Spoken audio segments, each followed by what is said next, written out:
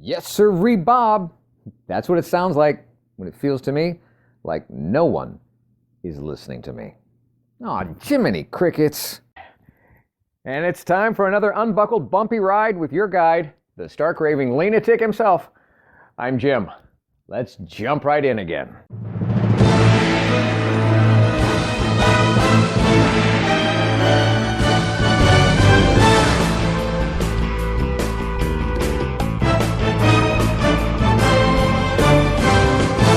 Welcome to my podcast based on my brand new book, available on Amazon, Live Life Lean, L.E.A.N. It's a year-long guide to gratitude and our daily grind. The book that combines some timeless wisdom from a whole lot of the world's wiser people with the reflections, reactions, and wisecracks of the guide's author, me. And it guides you, the reader, through the simplest system for a happy, healthy, authentic, and genuinely grateful everyday experience. I urge you to get the book. Of course I do. I wrote it. It's either at Amazon or at my website, ampurage.com. A-M-M-P-U-R-A-G-E. But even without it, let's make next week better than last, our next year better than the past, and get started now with today's episode of... Okay, defund or defend. Why there needs to be a default discussion in our own brains that learns to balance both. Okay, this is not about politics. This is about human filters and behaviors and perception. But using the defund the police versus defend the police polarized positioning tendency, why, what is our problem is that why do we automatically, or in this case, kind of auto-tragically, cling to our point of view rather than press pause, breathe deep, review, reconsider before we rebuke the other side? We are so far to one other side, sometimes it's not possible to hear another side. And then why should the other side work with or even listen to a side that's not listening to them? Not listening because you cannot listen to or for something that you are too far away from to perceive and find value. I mean, honestly, wouldn't you like to hear the most beautiful sound you can imagine? Think about it. Whether it be the ocean waves, whether it be a wind chime, it could be a harp, it could be a kid's giggling laughter. Wouldn't you just love to hear that most beautiful sound you can imagine, but it's just beyond your range? And you didn't even know that it was over there happening, but that's because you're way over here, H-E-R-E, you're way over here, so you can't hear, H-E-A-R. Now maybe that's human nature, I don't know.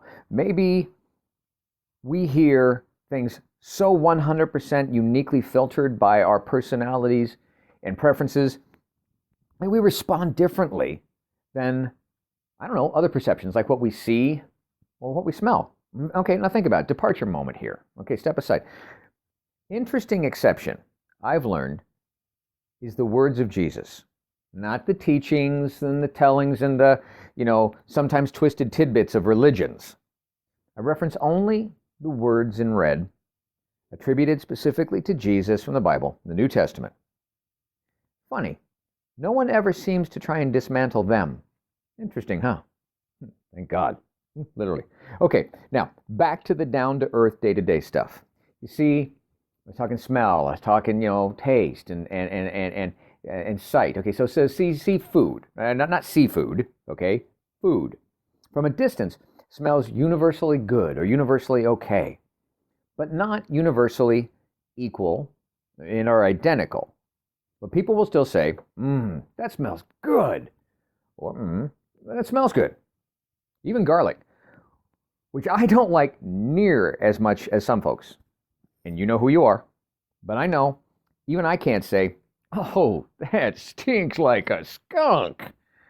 Because I may not like it, but that doesn't mean it stinks like a skunk. Same thing for what we see, for a beautiful sunrise or a sunset. For a clear night sky or a clear blue mid-morning, midday sky. Different people might have different preferences, but they can still express mutual appreciations, even if it's not their favorite, all right? Not necessarily so with sounds, with what we hear. Sometimes it's what we hear inside our own brain. Different music can get on our nerves. Different voices can rub us the wrong way. We all know that there's that voice that just, mine might be getting to some people out now. If so, get that Lean book, buy that Lean book, and you won't have to listen to my voice. But different music can get on people's nerves. I know that, all right? And different voices can rub us the wrong way.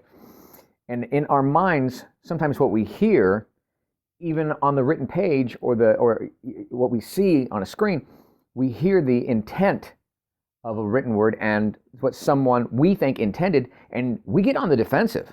It happens.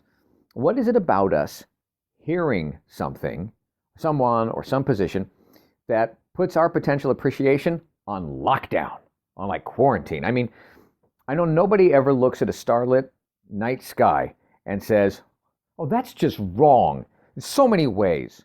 Somebody needs to protect me from that, and I want nothing to do with it, okay? Even if they prefer sunrises. And what is it about the way that we process what we hear, what we interpret, that prompts us to blast away what's different, and then it blocks out what may have value?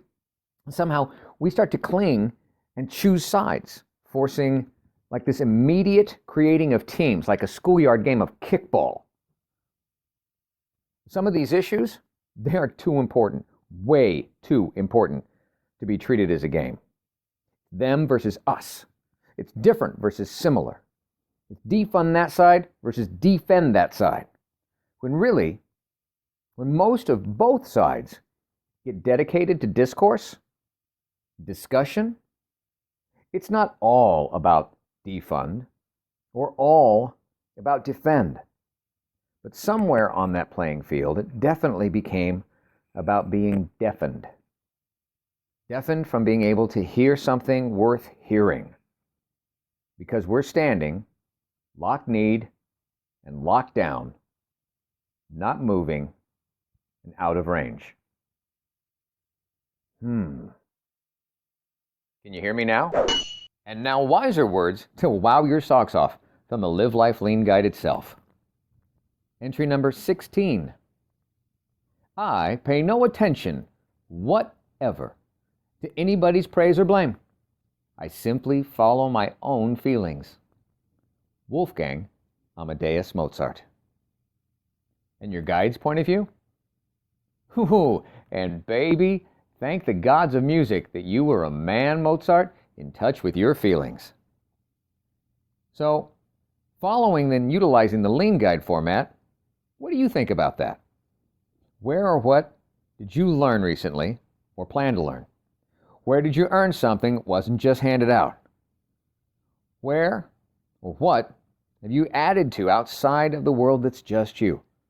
Now stop, remember to reflect, realize, really think, and respect the power of all that. And see if your eyes are just a little more open to navigate somewhere next. Thank you for listening. I hope you're enjoying your copy of the Live Life Lean, L-E.A.N guide. Enjoying it almost as much as I did creating it. And if you don't have a copy yet, go on over to amperage.com or Amazon and get started today experiencing the amazing power of knowing every day is literally yours to be grateful about. And you need never feel unfulfilled again. I'm Jim Hall. And until next time, good health, God bless. And now, go get a little dirty learning something new. Earning what's not given to you. Adding to this crazy world that we share. And navigating your way to something new and next.